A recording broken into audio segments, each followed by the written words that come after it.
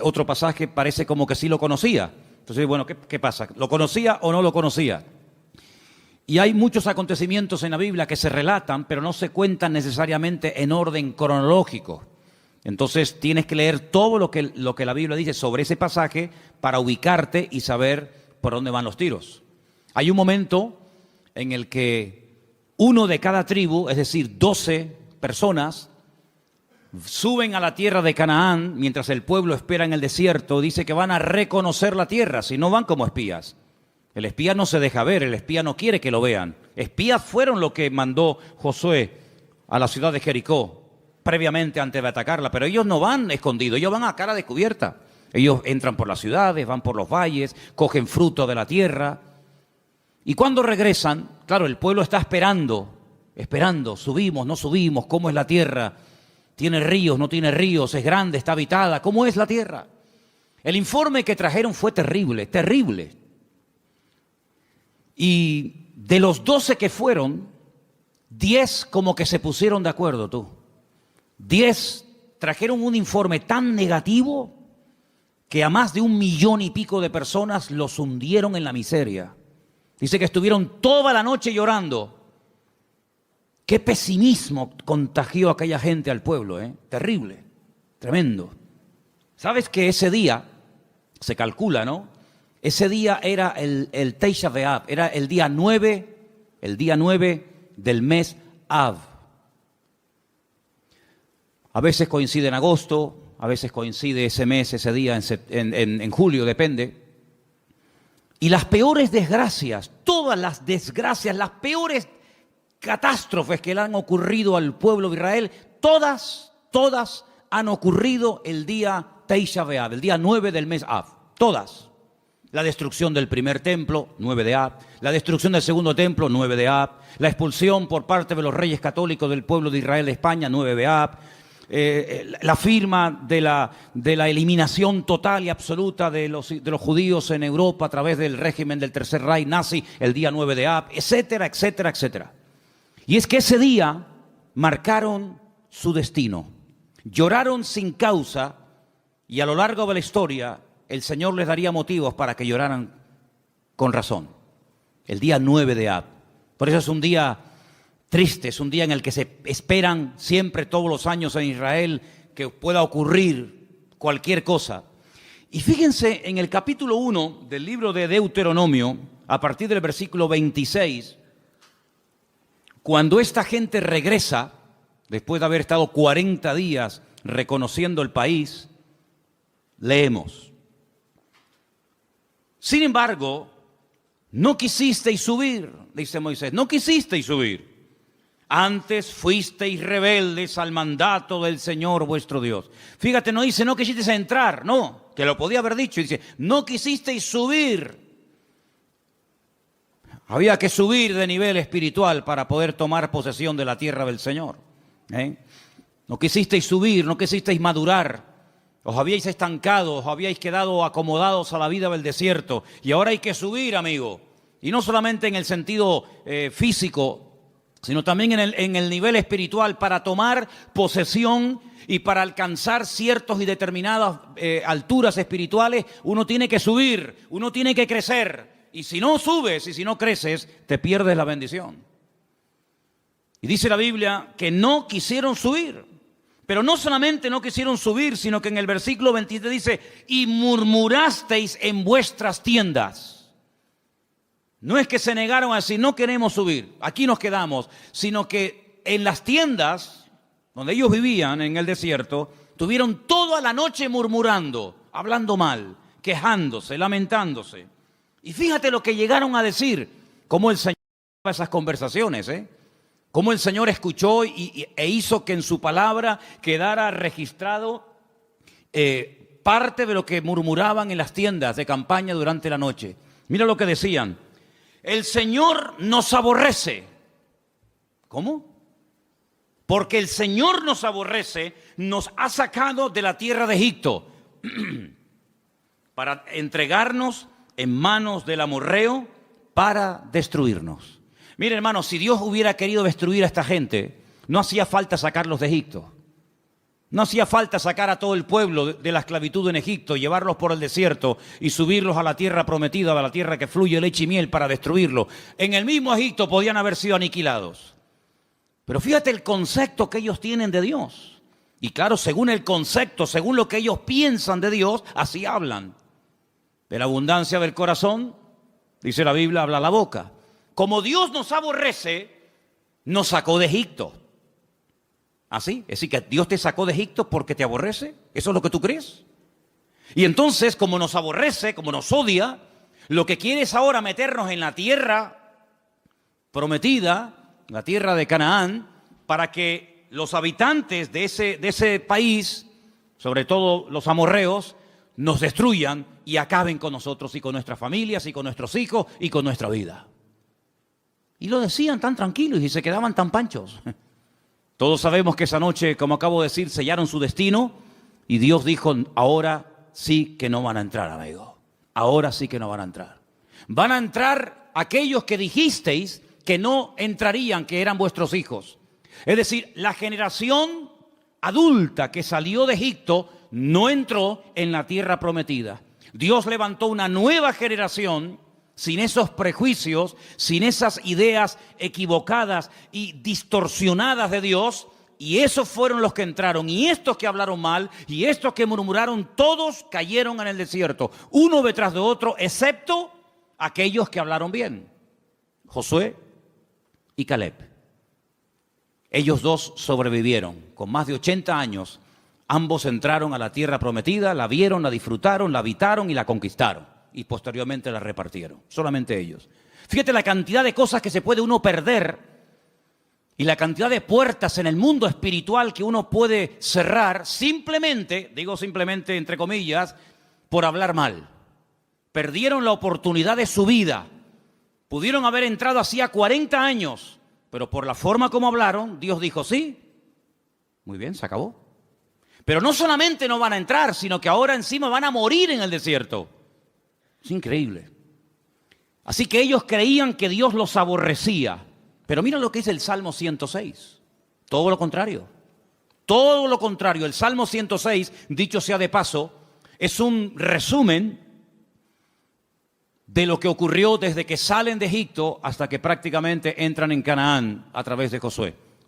Es un salmo muy interesante. Si quieres conocer bastante de la historia de Israel en esta época de la historia, lee el Salmo 106, es muy interesante. Pero voy a leer solamente el versículo 8. Salmo 106, verso 8.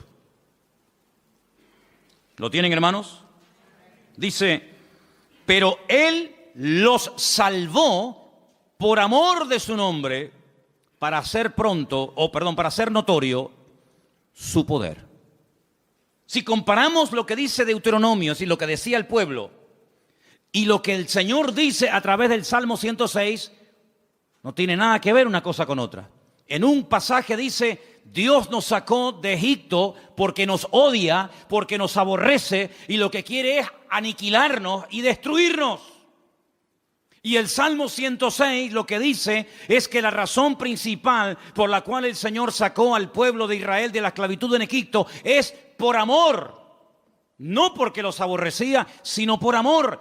Yo pregunto, de las dos opiniones, la del pueblo y la de Dios, ¿cuál será la correcta? ¿Quién dijo la verdad? Evidentemente el Señor. ¿Quién se equivocó? ¿Quién habló mal? El pueblo. ¿Quién pagó las consecuencias de hablar mal? El pueblo. ¿Quién perdió la bendición? El pueblo. ¿Y tú crees que a nosotros no nos puede pasar hoy en día lo mismo? ¿Crees que esto solamente es algo que le pasaba a ellos en el Antiguo Testamento, pero que hoy en día da igual cómo hablemos, si nos quejamos o damos gracias al Señor?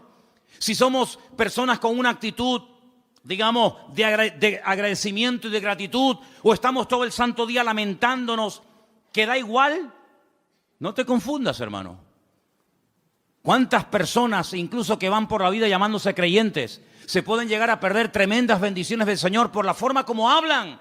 Porque la forma en como hablan manifiesta el concepto distorsionado o equivocado que pueden llegar a tener de Dios. Si tú crees que Dios no te ama, si tú crees que Dios es injusto contigo, si tú en lo profundo de tu corazón crees que el Señor no es tan bueno como dicen algunos, si tú en lo más profundo de tu corazón crees que Dios contigo no ha sido todo lo bueno que tú esperabas, tú vas a vivir así. Y cuando ores, cuando hables con alguien, cuando des testimonio y cuando vengas a la iglesia y cuando salgas de la iglesia, tú vas a vivir según el concepto distorsionado y envenenado que tienes de Dios. Pero el creyente que tiene claro que Dios nos ama, que Dios no es injusto, que Dios quiere lo mejor para mi vida, no se va a quejar, no se va a lamentar, tenga o no tenga. Se le abran las puertas que él creía que se le tenían que abrir o no se le abran nunca. Da igual. El que tiene claro cómo Dios es y cómo Dios, siendo un Dios de amor y de misericordia, pastorea y bendice y protege nuestra vida, va a vivir desde un punto de vista, pero completamente diferente a aquel que cree que Dios es injusto y que Dios es malo. ¿Cuántos dicen amén? ¿Qué concepto tú tienes de Dios? Hay gente que piensan que Dios es un Dios que continuamente está esperando que cometas la más mínima equivocación para darte el palo en la cabeza y castigarte. Incluso tal vez hoy en día no se use mucho esa expresión, pero yo recuerdo cuando era niño y me portaba mal, que era la mayoría de las veces, cuando me daba un golpe o me caía o me hacía una herida o algo, muchas veces mi madre y mi abuela y otros familiares me decían, eso te pasó porque Dios te castigó. Pero nunca decían que cuando salía algo bien es porque Dios te ama y te quiere bendecir. Eso no. Pero cuando te pasaba algo malo, Dios te castigó. Y si no, pórtate bien y ya verás cómo no te hubiera pasado. Porque es el concepto que mucha gente tiene de Dios. Que Dios está con el garrote en la mano esperando que cometas la más mínima equivocación para castigarte. Porque tienen el concepto de un Dios castigador. De un Dios vengativo. De un Dios que no pasa ni una. De un Dios que aquí te pillo y aquí te mato.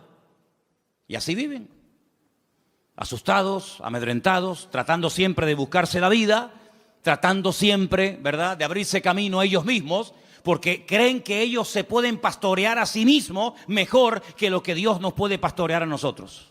¿Qué te parece, amigo? ¿Qué concepto tú tienes de Dios? ¿Sabes? Comencé a buscar en la Biblia algunas personas que hablaron y describieron a Dios. Y me quedé muy sorprendido, porque hay pasajes extraordinarios en la Biblia donde vemos el concepto que algunas personas tenían acerca de Dios. Y vamos ahora a hacer un viaje por el libro del profeta Daniel, libro que está lleno de declaraciones de personas, vamos a decir, no muy creyentes que digamos, pero que cuando les tocó hablar y describir la figura de Dios, nos quedamos con la boca abierta del concepto que ellos tenían de Dios. Vamos, por ejemplo, a Daniel, capítulo 2, a partir del verso 46.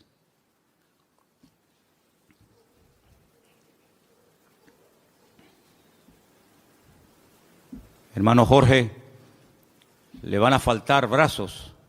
¿No será más cómodo ponerse unas gafas? ¿Eh? El capítulo 2 del libro del profeta Daniel es un capítulo muy interesante, porque hay un rey llamado Nabucodonosor. ¿Serías capaz de pronunciar ese nombre? Ah, qué bien, está bien. A mí me costó una barbaridad aprendérmelo, pero bueno, ustedes... Nabucodonosor, ok. Tiene un sueño, pero resulta que por lo visto se le olvidó. Pero el sueño lo marcó de tal manera que al día siguiente... Él reúne a sus magos, sátrapas, astrólogos, adivinos, etc. Y le dice, anoche tuve un sueño que me perturbó, me robó la paz. Y quiero que ustedes me digan qué significa ese sueño, que me lo interpreten. Y claro, todos los que estaban allí le dijeron, sí, oh rey, dinos, cuéntanos el sueño y nosotros te diremos lo que significa. Y le dice el rey, es que lo he olvidado. No me acuerdo lo que soñé. Así que lo que quiero es que me digan lo que soñé y a continuación me interpreten el sueño. Y si no me lo hacen, los condeno a muerte. Convertiré vuestra casa en un estercolero, en un muladar. descuartizaré a vuestros hijos. Y claro, aquello causó un caos en el palacio tremendo, porque incluso algunos le llegaron a decir, pero es que nunca, jamás se ha oído de un rey que pida que se le cuente el sueño que ha soñado y encima la interpretación. Y no había forma. Pero sin embargo, la Biblia dice que Daniel, junto con sus amigos, oraron y le pidieron al Señor que les mostrara qué sueño había tenido este hombre y qué significaba. Y efectivamente, el Señor, dice la Biblia, que le reveló a Daniel lo que el rey Nabucodonosor había soñado y lo que significaba. Y cuando llega Daniel a la presencia del rey Nabucodonosor, pues le dice, mira, lo que tú has dicho, ningún hombre te lo puede interpretar, nadie en esta vida, ni mago, ni astrólogo, ni sátrapa, ni adivino, jamás te lo podrá decir. Pero dice, pero hay un Dios en los cielos que revela los misterios a los hombres. Y en este caso Dios me ha escogido a mí para decirte que tú lo que soñaste es que vistes una estatua enorme de 4 materiales diferentes. Viste que la estatua tenía, o la imagen tenía una cabeza de oro. Ese eres tú, ese es tu imperio Babilonia. Pero luego después de ti se levantará otro imperio, y dice que vio el pecho y los brazos de plata, y le dice, serán el imperio de los medos persas que se unirán y formarán un segundo imperio. Pero caerá ese imperio con el paso del tiempo y se levantará un tercer imperio que será el de Alejandro Magno, los griegos, ¿verdad? Y por eso ve que el vientre y los muslos son de bronce, pero se levantará un cuarto imperio que hace referencia proféticamente al imperio romano y también en cierto sentido también un poco al reino del anticristo, representado por el hierro y por el barro, y le muestra que tiene 2 piernas y 10 dedos. Y claro, Nabucodonosor, cuando oye aquello, se queda sorprendido, porque dice, bueno, ¿y cómo este hombre puede saber lo que yo soñé? Esto es algo increíble, aunque no le dieran la interpretación. El simple hecho de que este hombre haya recibido el sueño que yo tuve, ya me deja con la boca abierta. Pero si encima me dice lo que esto significa, entonces ya esto es el máximo. Y efectivamente, el profeta Daniel se lo interpretó y le dijo, en fin, lo que iba a pasar a lo largo de la historia, los imperios, los que iban a caer, los que no iban a caer, quién iba a ser el primero, el segundo, el tercero, el cuarto, etcétera, etcétera.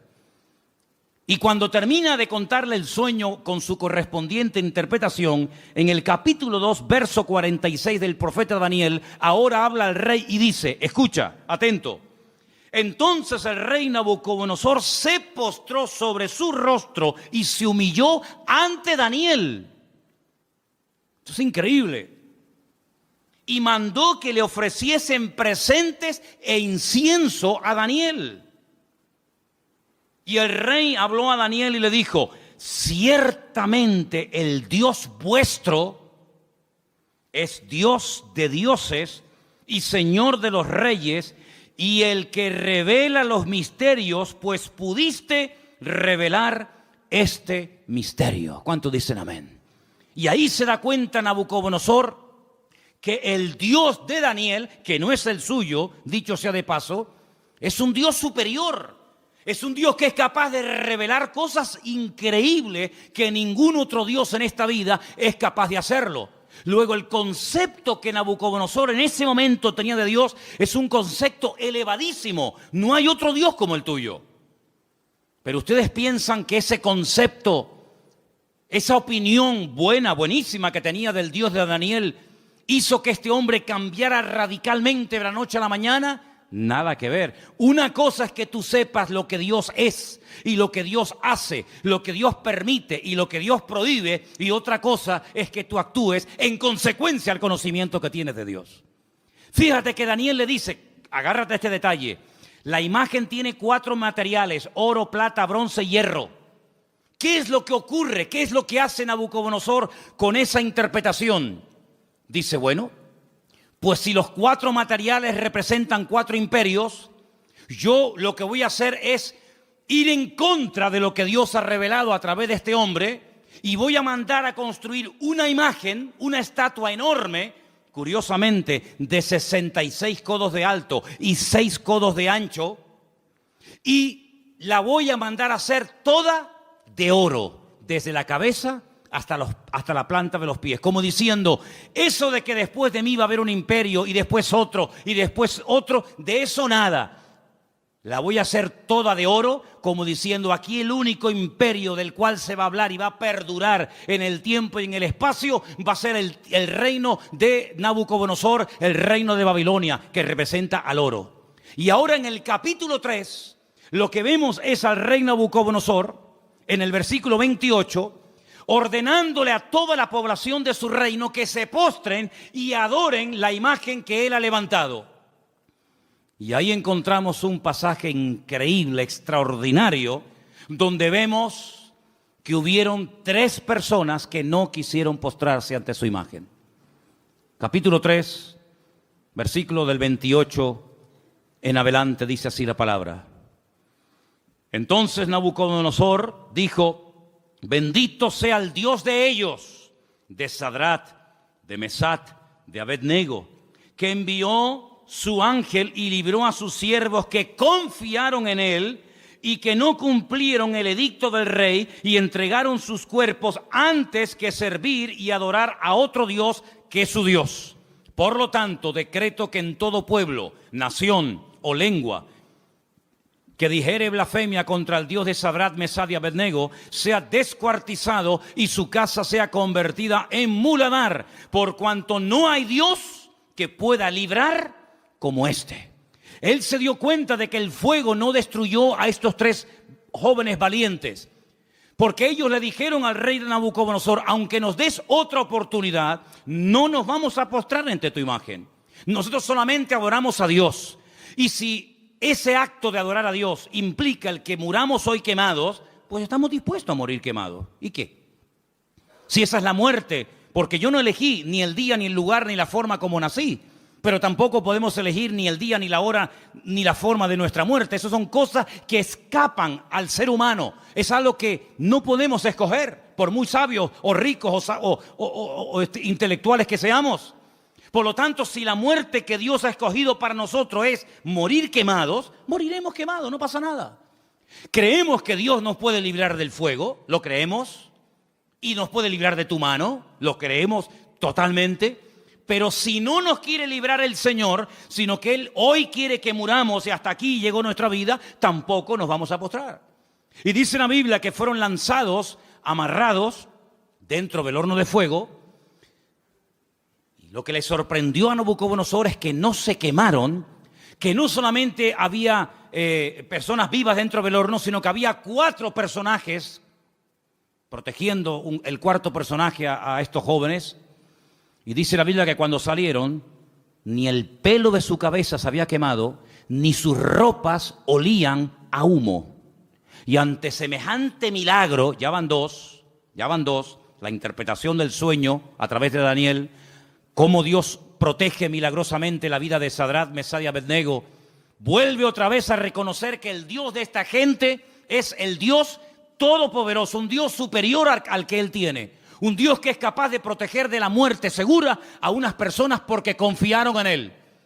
Y ya van 2. Pero amados hermanos, lo que dice Nabucodonosor de Dios es tremendo. Es un Dios que salva, es un Dios que libra, es un Dios que protege, es un Dios superior, es Dios arriba, es Dios abajo. Algo increíble el concepto que Nabucodonosor tenía de Dios, pero el concepto por sí mismo, el conocimiento por sí mismo no es suficiente. Después vamos a ver qué más hace falta. Seguimos en Daniel, capítulo 4. Este rey Nabucodonosor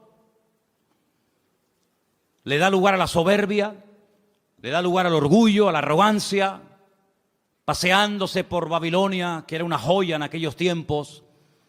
Comienza a presumir de su ciudad, de sus jardines, de sus conquistas, de sus palacios.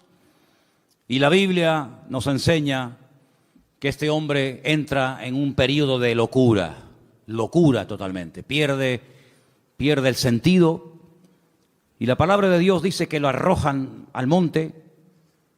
Vamos a leer en el versículo 33. En aquella hora se cumplió la palabra sobre Nabucodonosor. Fue echado de entre los hombres y comía hierba como los bueyes. Su cuerpo se mojaba con el rocío del cielo y hasta que su pelo creció como plumas de águila y sus uñas como las de las aves. Mas al fin del tiempo yo, Nabucodonosor, alcé mis ojos al cielo y mi razón me fue devuelta y bendije al Altísimo y alabé y glorifiqué al que vive para siempre, cuyo dominio es sempiterno y su reino por todas las edades. Todos los habitantes de la tierra son considerados como nada, y Él hace según su voluntad en el ejército del cielo y en los habitantes de la tierra, y no hay quien detenga su mano y que alguien le diga: ¿qué haces? En este mismo tiempo mi razón me fue devuelta, y la majestad de mi reino, mi dignidad, mi grandeza volvieron a mí. Y mis gobernadores y mis consejeros me buscaron, y fui restablecido en mi reino, y mayor grandeza me fue añadida. Ahora yo, Nabucodonosor, alabo, engrandezco y glorifico al Dios del cielo, porque todas sus obras son verdaderas y sus caminos justos, y Él puede humillar a los que andan con soberbia. ¿Cuántos dicen amén? Si las palabras que Nabucodonosor habla de Dios, luego sus acciones son otra cosa. Lo que hace es otra cosa diferente. Pero cuando habla de Dios, son maravillas. Son cosas tremendas, preciosas. Lo alaba, lo bendice, lo glorifica, lo levanta en alto, lo reconoce. Y parece como que ya Nabucodonosor ha cambiado y tiene claras las ideas, pero ni aún así, hermanos, ni aún así. Pero lo que estamos hablando en esta tarde es el concepto que tenía Nabucodonosor de Dios. Pero en el libro de Daniel aparecen otros reyes. Por ejemplo, hay un rey que es el rey Darío, el rey Ciro, que también aparece. Y en el capítulo 6, hay un momento en el que la envidia es tremenda, sobre todo contra Daniel, y lo quieren matar.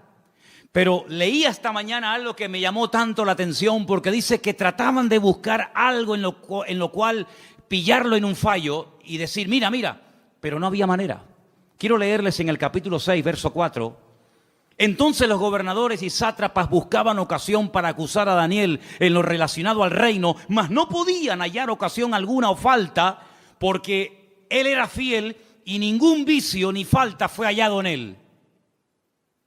Me llamó la atención la palabra vicio. Daniel no tenía vicios. Dice: no podemos acusarlo de nada, no hay forma no hay forma. Pero entonces idearon un plan terrible y dice: entonces dijeron aquellos hombres: no hallaremos contra Daniel ocasión alguna para acusarle, si no la hallamos contra él en relación con la ley de su Dios. Y entonces, ¿saben lo que hacen?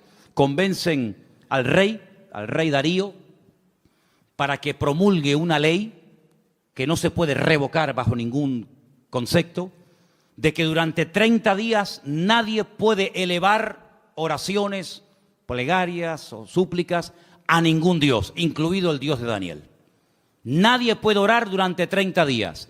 Era la única forma de que podían decir: mira, hay un hombre en tu reino que ha quebrantado la ley.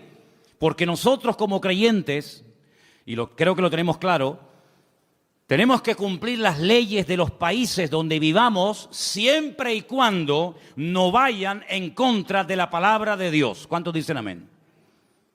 No es que por ser cristianos estamos exentos del cumplimiento de la ley, ni mucho menos, al contrario. Las autoridades, según Romanos capítulo 12, todas han sido puestas por Dios. Salga quien salga y gane quien gane. Te guste o no, el que salga es el que Dios ha permitido que gobierne. Pero no importa. A veces Dios levanta un faraón y a veces lo tumba. A veces Dios levanta un Nabucodonosor y lo quita. Y mañana levanta un Darío y pasado un Ciro y mañana... No importa, eso son cuestiones de Dios. Nuestra obligación es obedecer y someternos a las autoridades. Repito, siempre y cuando no vayan en contra de la palabra de Dios. Y en este caso iban en contra de la palabra. ¿Cómo me va a prohibir a mí un gobierno? ¿Cómo nos va a prohibir a nosotros un rey, un primer ministro o un presidente de gobierno? Me da igual. ¿Cómo nos va a prohibir a nosotros los cristianos un gobierno a no orar durante 30 días? Mucho, amigo, pero hasta ahí podíamos llegar. ¿Qué hizo Daniel? Versículo 10. Cuando Daniel supo que el edicto había sido firmado, entró en su casa y abiertas las ventanas de su cámara que daban hacia Jerusalén, se arrodillaba 3 veces al día y oraba y daba gracias delante de su Dios como lo solía hacer antes. No es que ahora empiece a hacerlo a raíz del edicto promulgado por el rey Darío, no, es que ya lo venía haciendo como algo normal en su vida. Se postraba y oraba en dirección a Jerusalén 3 veces al día. Shaharit, Minjá y Arbit, las 3 oraciones que hace el pueblo de Israel diariamente, por la mañana, por la tarde y por la noche. Por la mañana, por la tarde y por la noche. Y aquí está Daniel haciendo lo que durante miles de años el pueblo de Israel ha hecho, postrarse y orar 3 veces al día. Y ahí lo pillaron. Van con el chisme, van con el cuento al rey Darío y le dicen, no te ha obedecido. Hay un hombre en tu reino llamado Daniel que ha quebrantado la orden y merece la muerte. Claro, cuando el rey se entera de que es nada más y nada menos que Daniel, al que él respetaba, admiraba y amaba, le pesa en el corazón, pero amigo, lo firmado es ley y no te queda más remedio que sentenciarlo a muerte. En esta ocasión no vas a morir quemado. Como ya se intentó matar a tus compañeros, en esta ocasión te espera el foso de los leones. Y yo creo, hermano, que aquellos leones pasaban más hambre que el perro de un hippie, ¿eh? Yo creo que aquellos leones tenían un hambre, si quieren, totalmente imposible salir con vida de aquel foso de los leones. ¿Qué te parece? Qué bonito es ver a un león detrás de la jaula, ¿eh? Detrás de las rejas. Me acuerdo que una vez hicimos un viaje, hago un paréntesis. Estábamos viviendo en Argentina y tuvimos la oportunidad de ir al norte, bien al norte de Argentina, a la provincia de Misiones. Y allí había un matrimonio que nos hospedó, un matrimonio de alemanes. Y un día nos quisieron llevar a las famosas cataratas de Iguazú, las cataratas más grandes del mundo y las más hermosas. Y por el camino paramos y entramos en un zoológico que la verdad que era deprimente, el zoológico aquel. Pero bueno, entramos. Y había una valla, una tela metálica tan fina que yo decía, pero esto es un peligro. ¿Cómo pueden tener a un león con una vallita que era de papel, aquello? Y el león estaba al otro lado de la valla, yo estaba aquí, y el león estaba patas arriba, durmiendo profundo. Y yo estaba al lado y ni se enteraba, pero no se me ocurrió otra cosa que tirar una piedra al león. Y cogí una piedra y le hice al león así por arriba, le hice... ¡Pum! Le tiré el león, mire hermano, el león se viró, pegó un rugido que todavía lo tengo dentro y no se me ha ido, y eso fue en el año 90, fíjese lo que le digo. Qué miedo pasé, hermano, de verdad, qué miedo pasé. Un león enfadado es terrible, ¿eh? Terrible. Y ahora meten a Daniel en un foso de leones. Como mínimo, si dice leones, plural, como mínimo tiene que haber 2, pero seguramente había mucho más. Al día siguiente, el rey se va corriendo al foso de los leones, donde el día anterior habían echado a su amigo Daniel. Y dice en el verso 19, capítulo 6, el rey pues se levantó muy de mañana y fue apresuradamente al foso de los leones. Lo quería, ¿eh? Y acercándose al foso llamó a voces a Daniel con voz triste y le dijo, Daniel, siervo del Dios viviente, el Dios tuyo, a quien tú continuamente sirves, ¿te ha podido librar de los leones? ¿Te ha podido librar tu Dios? Solamente por eso ya Dios tenía que librar a Daniel. Porque si no lo hubiera librado, el rey Darío se hubiera llevado un concepto equivocado de Dios. El Dios de Daniel no pudo salvar a su siervo de la garra de los leones. Solamente por eso ya el Señor protegió a Daniel. ¿De cuántas nos ha librado el Señor para no quedar mal Él? No para no quedar mal nosotros, para no quedar mal Él. ¿De cuántas nos ha librado el Señor? ¿Verdad? Y acercándose al foso lo llamó, ya lo hemos leído, versículo 21. Entonces Daniel respondió, dijo, oh rey, vive para siempre, mi Dios envió su ángel, el cual cerró la boca de los leones para que no me hicieran daño, porque ante él fui hallado inocente, y aún delante de ti, oh rey, no he hecho nada malo. Entonces se alegró el rey en gran manera a causa de él y mandó sacar a Daniel del foso. Y Daniel fue sacado del foso y ninguna lesión se halló en él porque había confiado en su Dios. Y el rey dio orden y fueron traídos aquellos hombres que habían acusado a Daniel y fueron echados en el foso de los leones ellos, sus hijos, sus mujeres, y aún no habían llegado al foso, al fondo del foso, cuando los leones se apoderaron de ellos y quebraron todos sus huesos.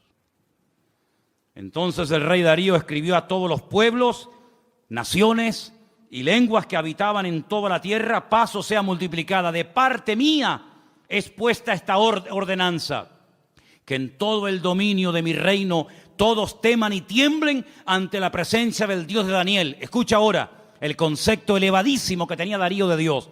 Porque Él es Dios viviente. ¿Cuántos dicen amén?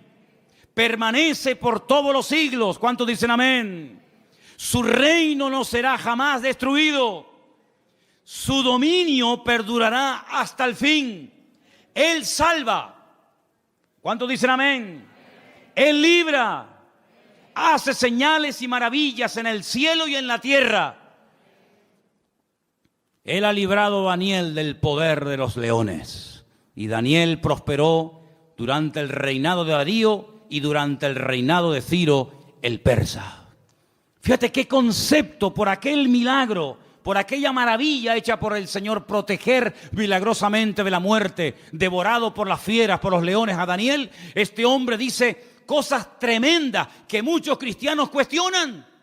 Él dice: Dios salva, pero Dios libra, hace maravillas. Hay algunos cristianos que no creen que Dios hace maravillas. Hay algunos cristianos que incluso se han atrevido a publicar y a decir desde púlpitos y desde revistas y desde páginas web, etcétera, etcétera, que ya no existen milagros. Sin embargo, Darío no tenía ese concepto distorsionado de Dios. Darío decía: el Dios de Daniel salva, libra, hace señales en el cielo y en la tierra, protege, es un Dios todopoderoso. ¿Cuántos dicen amén? Si lo tenía Darío, ese concepto de Dios, ¿cuánto más tú y yo tenemos que tener ese concepto de nuestro Padre y de nuestro Dios? Todos estos pasajes que estamos viendo nos están descubriendo cómo es Dios a través de la óptica de, vamos a decir, de inconversos. Personas que eran impactadas, personas que quedaban con la boca abierta ante semejantes maravillas. Pero hay un pasaje que encontré en el Nuevo Testamento, en el libro de los Hechos, que para mí es una de las mejores descripciones de Dios de toda la Biblia. Está en el libro de los Hechos, el capítulo 17. Y es concretamente una parte del mensaje profundo que el apóstol Pablo dio cuando se encontraba de visita en Grecia, concretamente en la ciudad de Atenas. En el capítulo 17 del libro de los Hechos, a partir del verso 24, Pablo, hablándole a aquella gente allí en Grecia, dice, si quieren arrancamos desde el versículo 22, ¿vale? Hechos 17, 22. Entonces Pablo, puesto en pie en medio del Areópago, dijo: varones atenienses, en todo observo que sois muy religiosos. Qué curioso cómo eran los griegos, ¿eh? Eran religiosos, eran hedonistas, deportistas, un culto al cuerpo tremendo. Es una sociedad muy, muy parecida a la que vivimos nosotros hoy en día, ¿verdad? No eran ateos, eran muy religiosos. Dice, porque pasando y mirando vuestros santuarios, hallé también un altar en el cual estaba esta inscripción: al Dios no conocido. Tenían un altar donde no había ningún Dios, pero habían puesto una inscripción, una placa que decía esto: al Dios no conocido, al que vosotros adoráis sin conocerle. Y ese es el Dios que yo vengo a anunciar. Y Pablo dice, verso 24, escucha ahora: el Dios que hizo el mundo y todas las cosas que en él hay. ¿Puede decir amén a esto? Es un Dios creador, el que creó el mundo. Es decir, no se creó solo. Vino una explosión y a través de una serie infinita de coincidencias apareció en su lugar, tal y como las conocemos hoy en día, lo que llamamos sol, luna, plantas, árboles, animales, planetas, etcétera, etcétera. No es así. Es el Dios creador que ha puesto todo en su sitio, que le ha dado color, forma y diseño.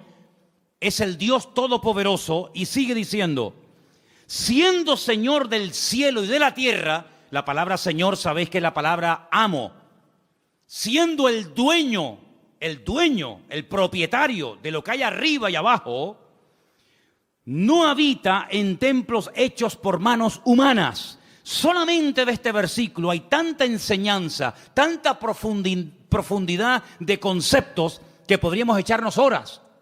Porque lo primero que está diciendo es, nosotros no salimos de la nada. Nosotros no somos producto de un proceso evolutivo, sino somos creación de Dios. Y ese Dios que es el dueño ha decidido no vivir en templos. ¿Qué les está diciendo los atenienses? Que vuestros templos no pueden contener su persona, su presencia, porque Él ha tomado unilateralmente la decisión de no vivir en templos. Luego les está tirando por tierra toda su religiosidad. Y sigue diciendo, ni es honrado por manos de hombres, como si necesitase algo. Pues Él es quien da a todos vida y aliento y todas las cosas. Es la existencia misma. Es el que hace que las cosas existan. Es el que transmite vida. Es el que hace que todo funcione perfectamente. Es el que hace que haya estaciones. Es el que hace que soplen los vientos de un lugar y se vayan por otro. Es el que hace que el sol cada mañana salga del mismo lado hace miles de años y se oculte por el mismo lado. Es el que hace que la tierra gire siempre en la misma dirección y a la misma velocidad. No es un Dios que hoy en día dice, no, que no se mueva, ahora que se mueva. Es un Dios que tiene un control absoluto de la creación. No ha perdido el control. No se le ha vuelto en contra la creación. Él da vida. Y si Él no diera la vida, nada funcionaría.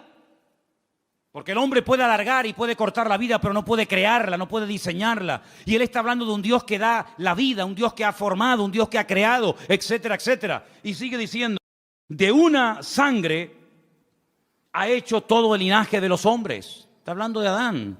De Él vienen todos, de Él venimos todos. Para que habiten sobre toda la faz de la tierra, y les ha prefijado el orden de los tiempos y los límites de su habitación. Esto es impresionante lo que está diciendo Pablo aquí. Él es el que ha dado límite, ha puesto tiempos. ¿Cuánto tiene que vivir un elefante?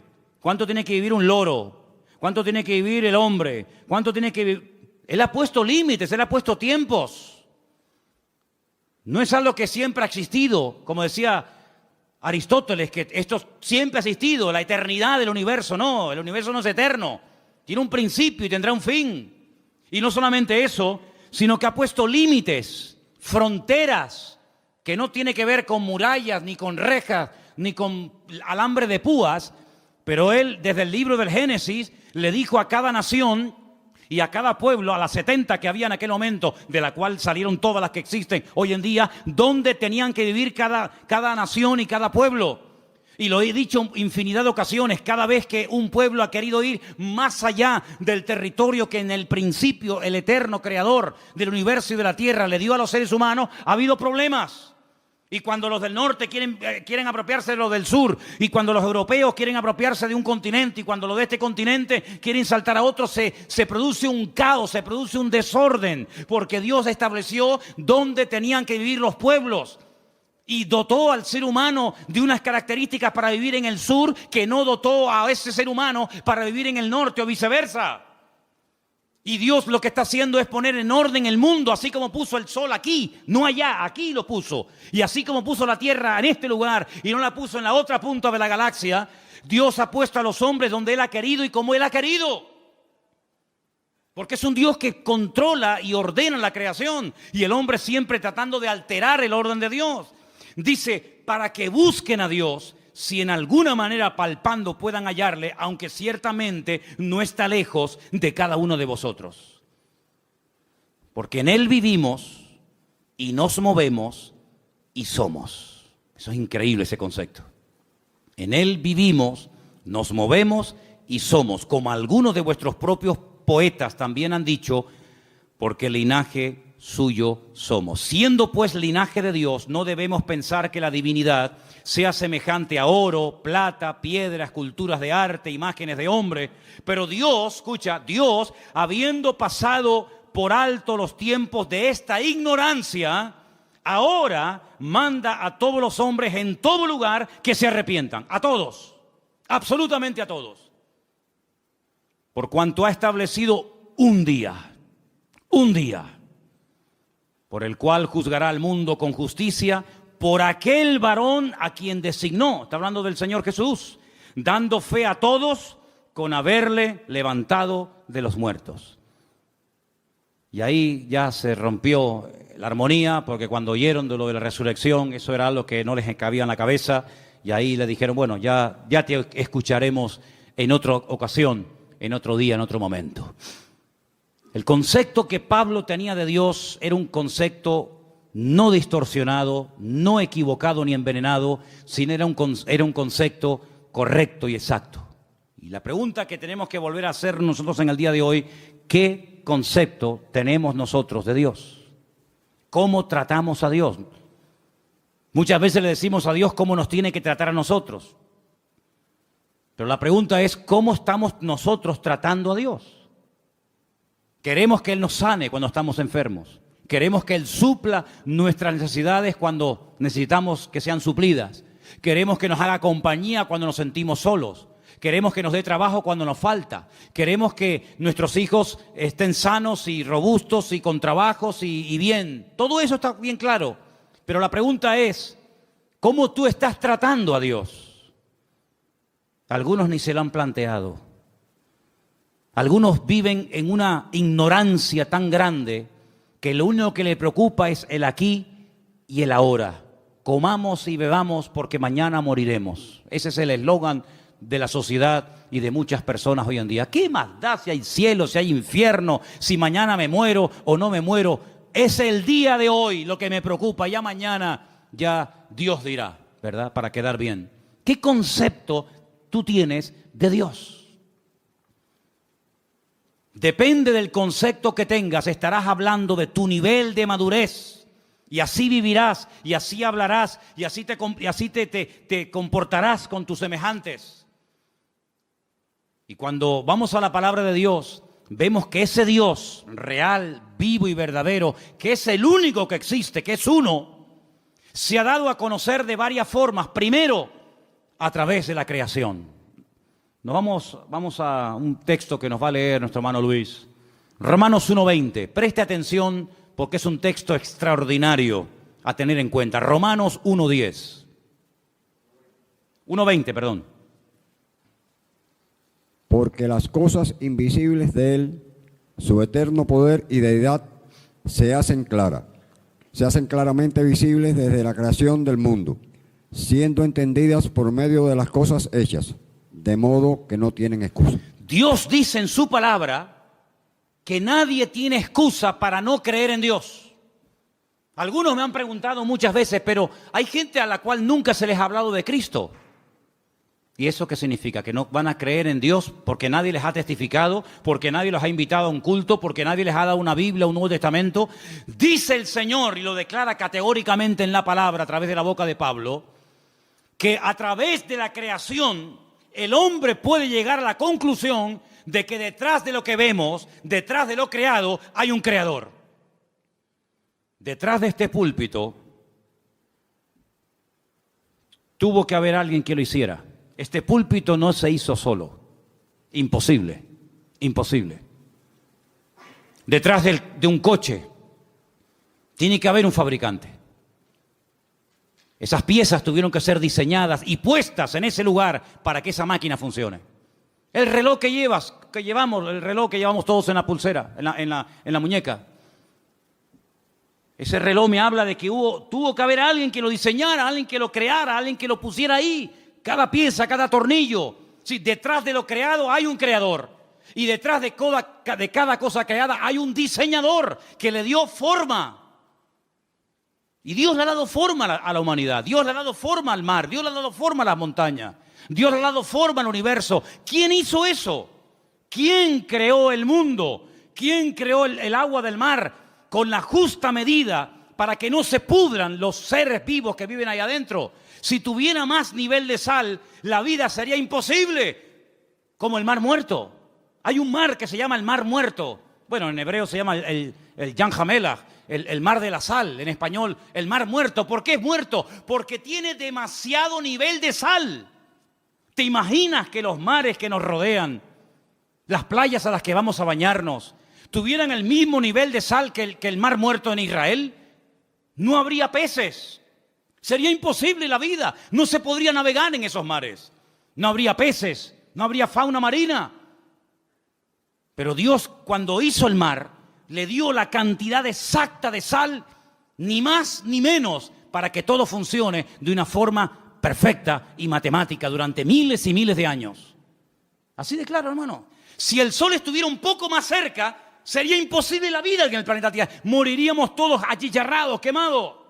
Si el sol estuviera más lejos, la vida en la Tierra sería imposible. Se congelaría la Tierra. Pero Dios lo puso justamente donde tiene que estar y como tiene que estar, para que ni caliente demasiado ni enfríe demasiado. Ahí está, donde tiene que estar. Dios todo lo ha diseñado de una forma increíble, pero algunos, mentes sabias, dicen que no, que detrás de todo eso no está Dios, que detrás de todo eso hay un proceso evolutivo, hay un Big Bang, hay unas explosiones, hay un cúmulo de coincidencias, millones de coincidencias para que todo forme lo que llamamos mundo, universo, tierra. Increíble. Ahí se cumple el texto que dice, y queriendo ser sabios, se hicieron necios. Queriendo ser sabios, se hicieron necios. El Señor se dio a conocer primeramente a través de la creación. Hay personas que se han convertido observando las estrellas, porque todas las estrellas del universo, su nombre está en hebreo. Y traduciendo el nombre de muchas de las estrellas, puedes conocer prácticamente toda la Biblia, Antiguo y Nuevo Testamento. Primera y segunda venida de Cristo. Ya sé que no es un método que hoy en día utiliza el Señor, pero hubo durante muchas generaciones y siglos, un sistema que le permitía al hombre leer, descifrar el mensaje de Dios en las estrellas. De ahí que el diablo después se levantara y creara o inventara la famosa astrología, tratando de manipular el universo, ¿verdad? Y tratando de decirle al hombre que esta estrella o aquella o la otra ejercía una influencia mejor o mayor o positiva o negativa sobre el carácter, la personalidad de la gente. Y de ahí viene todo el sistema de horóscopos y toda esa historia. Pero hubo un momento en la historia en el que los hombres sabían interpretar y leer las estrellas.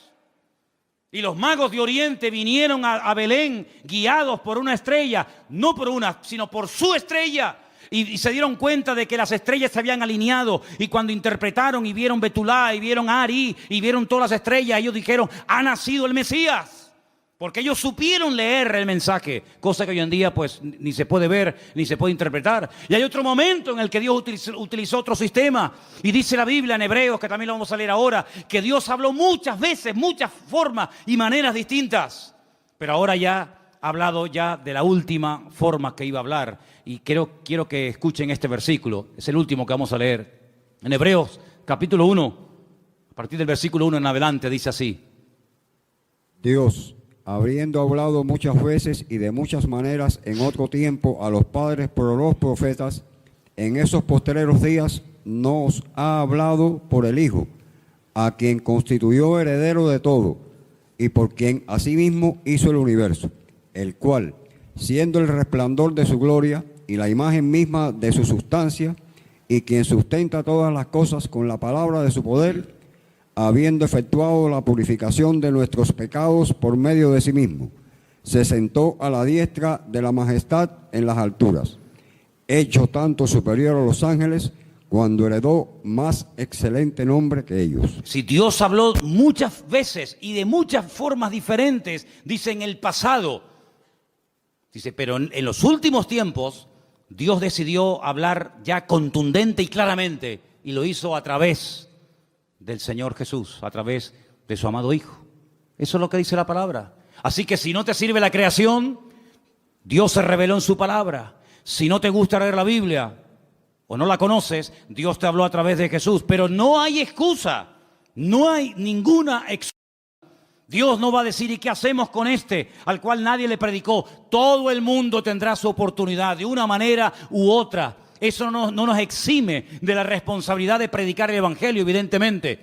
Pero les puedo asegurar, amados hermanos, que el Señor no ha dejado su persona sin testimonio. Él ha dado testimonio de su existencia. Él ha dado testimonio de su poder. Él ha dado testimonio de que esto no es producto de la casualidad, sino es producto de la mano poderosa de Dios. ¿Cuántos dicen amén?